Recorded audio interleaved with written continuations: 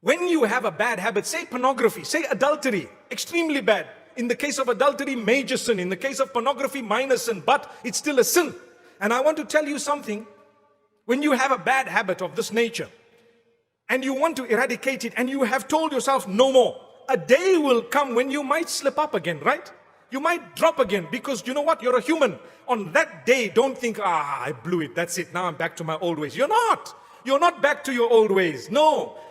If you blew it one day, at least you did better. You used to do it every day before.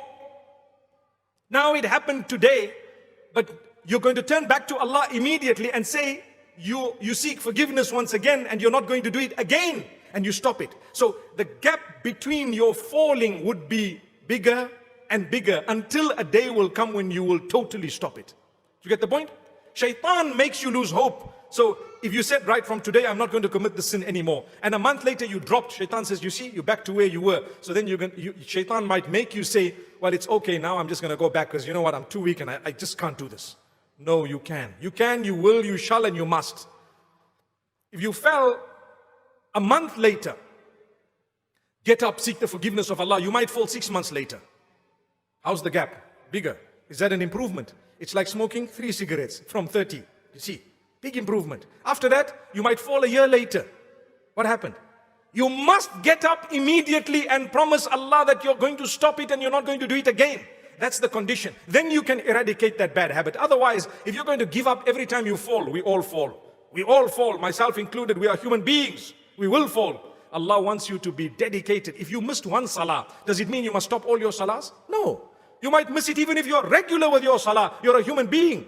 The Prophet ﷺ says you may sleep a little bit, sometimes much, and you might not realize that the time of salah has crossed. As soon as you get up, fulfill your salah. Or you might suffer with forgetfulness at a time. It's possible. You were busy doing something and you forgot. That's a hadith of the Prophet ﷺ. مَنْ نَامَ عَنْ صَلَاةٍ أَوْ نَسِيَهَا فَلْيُصَلِّهَا إِذَا ذَكَرَهَا. Whoever sleeps over a prayer or forgets a prayer should fulfill it or should do the qadha as soon as they remember, as soon as they can. It's a simple hadith. He didn't say that's a bad person, because you're a human. But the point I'm raising is, in the same way, when you are trying to get rid of a bad habit, you might falter somewhere down the line. Don't let that be a means of you giving up, but rather get up and continue for longer without that bad habit. In the same way that if you were to miss a salah, you won't just throw in the towel and say, no more salah for me because I missed one. But rather, you will make sure you do the qadha, you seek Allah's forgiveness, you continue further, and you try your best not to miss a salah. Perhaps years will pass and you wouldn't have missed a salah. May Allah keep us all strong.